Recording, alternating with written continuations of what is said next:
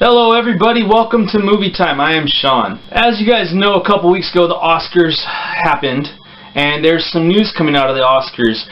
First off, let's start on a good note. The Bat Kid, it's a little boy, 5 years old, named Miles. He wanted San Francisco to be turned into Gotham for a day. Make-A-Wish Foundation helped him out, and he saved San Francisco City / Gotham City. It was a very touching, heartwarming story. Well, it was planned that he was supposed to be inducted into the Legion of Superheroes at the Oscars by Spider-Man Andrew Garfield. At the last minute, this was all taken out of the production of the Oscars, so they were left without inducting him into this group of superheroes. There's been a lot of drama and negative things being said about Andrew Garfield, and they're all been, I guess, people quick to jump to words about this, and news sources that haven't been reporting correctly. And they've been saying that he had a fit with some of the script, and it wasn't up to his standards, etc., etc., etc. What turns out is that there were just some issues, that the logistics of the production being live, and it's so on and so on. There's so many things going on at once that they weren't able to put this in there. So because of this, he was not inducted, and Andrew Garfield didn't get to present him with this. So what they did instead was Andrew Garfield went down with Miles and his family to Disneyland Monday following the Oscars. I'm happy that it ended this way, and a kid like this who really inspired a lot of people, deserves something of this magnitude. So I'm really happy that it happened this way. And a bit of the negative news that came out of the Oscars that's just been found out this past week is that two of the Oscar voters have come forward and said that they voted for 12 Years a Slave, which won the Best Picture at the Oscars, but they hadn't seen it yet. They stated that they voted for it because it was so socially important about what the weight of this movie was about, that they had to vote for it. This upsets me a lot because there are so many people that are qualified and would love to be in that position, and these two jerk-offs are just, wasting it away, just doing whatever they please and not even valuing their time in the Academy, being allowed to vote on these very important subjects, very important awards for people that love movies. This is kind of like when I spoke about the Titanfall Alpha on the video game show about, I guess, a month or so ago, how people were just kind of being reckless and just really abusing the fact that they've been chosen to do the beta. It's kind of like these people don't care. They have no value of them being in the position they are in, and that really disappoints me. It really upsets me, disappoints me, because there are many people out there that have the resume regarding movies that they could be in the Academy but don't have that opportunity. I really hope that there's an end to this that is sufficient enough to maybe, I don't know, either get them out of there or teach them that, they're in a very important position. Whether or not that it's 2 people out of 6,000, but they are 2 people that do not value their position, and I hope that they can understand that some way. They can help them understand that, or get them out of there and get people that truly value that opportunity. One of the best video games out of 2013, The Last of Us, has been shopped around to be made into a movie, and it's finally going to happen. Screen Gems has landed this big fish. Screen Gems is actually owned by Sony, so it's kind of like they had their hand in the cookie jar already, but they are the ones that are going to be lucky enough to bring this video game to life on the big screen. Sam Raimi's going to produce this, and Neil Druckmann, creative director of the game, is going to be writing the script for the movie. So this game was amazing, storytelling great, action was really good, and it had a weight to it that you don't see in many other video games, and I really think that this can be put on the big screen and that people can be successful with it.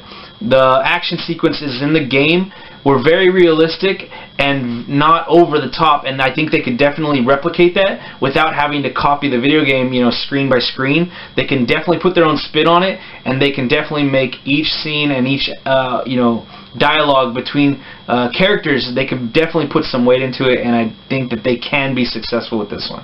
I look forward to this, and hopefully we hear more good news coming out of Screen Gems with this. Alright, so now a bit of troubling / sad news. Alright, so let's go with the sad part of this first.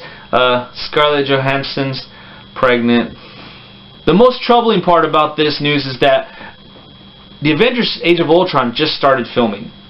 They have all these scenes that they still need to do, and now she's pregnant. So they are going to have to fast track her scenes, get her in front of the camera before it becomes too late and too visible. I don't know how far along she is. I'm assuming that they already have a plan for this because they're professionals. And I really do trust Marvel and Disney, Kevin Feige, and everybody, Joss Whedon. I really trust them to give us the best thing on the screen, and I think they're going to do a good job working around this, and I really hope that they do not diminish what the Black Widow Scarlett's role is in the film. So now with more Marvel talk, Captain America's coming out pretty soon, April 4th. That's a month away. It's right there, so close. They just dropped a featurette on the Marvel YouTube channel, as well as the new trailer, the new TV spot called Defend. It looks really cool, just like all the other trailers. I'm really happy, really excited, and it's pumping me up. I cannot wait for this film. It looks like it's going to be bigger and better than the first one. I'm really excited about this one. Other trailer news, Transformers 4 dropped a real legit trailer. This one has all kinds of goodies in it, and again, just looks awesome, and I think this is going to be a nice, clean, fresh start for the Transformers series. The last trailer that came out this week that caught my attention was Sin City: A Dame to Kill For. Now, I can't remember if I was head over heels in love with the first Sin City. I do remember that I liked it, but I can't say that I was ecstatic over it. With this trailer, I see a lot of the same. This trailer kind of reminds me of what's going on right now in the theaters, and it almost looks like a lesser of a movie compared to the first one. And I say what's going on in the movies right now because in theaters this week we have 300 Rise of an Empire. With that movie, it is the sequel to the original 300, and this is where I get that feeling that this movie is a lesser version of the first. It's not going to be to the scale of the first, and that's how I felt with the Sin City trailer. But with this one, I also feel this way, but I do have hope that this 300 film, Rise of an Empire, can turn out to be a very well-made action film. I really hope that happens because I definitely like the first 300 very much so. The second movie out in theaters this week is Mr. Peabody and Sherman. In this film, Mr. Peabody the dog is a genius. Sherman is his, I guess, assistant. I can't really say I know too much else about this film. It does look family and kid friendly, so if you guys have a family out there and you want to watch a movie this weekend, this would be your choice. Alright guys, movie of the week. This week I listened to one of my friends who's recommended this to me a couple times already. The movie is Escape Plan. I have to say, I went into this movie with very low expectations. I thought this movie was going to be crap, because that's all I heard. I heard that it wasn't a good movie. Now, does this have any saying about what my opinion is about movies? No, I think movies are subjective, and my opinion of this movie is that I actually liked it. With movies being subjective, this gives me the opportunity to say that I like this, and I'm going to keep saying that they are subjective just to substantiate my opinion of this film. Again, though, this is with you guys too. Movies are subjective. As long as you come out of the movie having a good time, it's a good movie. So now, with this movie, you had Arnold Schwarzenegger, Sylvester Stallone, two of the biggest action stars of all time in this movie coming together. I definitely liked their camaraderie that they had in the movie. I felt Arnold was a little more playful, and I liked that. I liked seeing this side of Arnold in this movie. Sylvester was more serious, and it was nice to see that too. It was a very apples and oranges kind of vibe to the two of them. They both did very well with their acting. This isn't a drama. This isn't something that you're going to be putting up for an Oscar. But they both did well, and they were both very believable in their roles. Arnold definitely had some very good one-liners that you don't expect him to say very often, if at all. And I definitely was, busting up laughing, rolling over. My side was hurting. Some of the stuff he was saying in this movie, it was pretty dang good. Sylvester Stallone was showing that those human growth hormone shots are definitely going to good use right now, and he's at peak physical status, and I definitely like what they did with their acting and their physicality in this movie. The story of the film, the plot, the dialogue, the script, that was all pretty good. I mean, there were some good one-liners, like I said, from Arnold, from Sly, but there are also some pretty bad ones. I actually felt like more of the bad one-liners were on Sly's part. The better stuff was from Arnold, I think, because his character was a little lighter, I guess, than Sly's. So the story was pretty basic at the beginning, and then it started throwing little things in there that kind of makes it a little bigger, a little bit more complex. I like that how it grew from that single point to, I mean, this bigger story. I really liked that. Before the movie comes to the end, though, I did see some stuff coming, and it did happen, and I'm not going to spoil that for you guys, but the thing about that, though, is I didn't see it coming until probably maybe 30 minutes left in the film or less.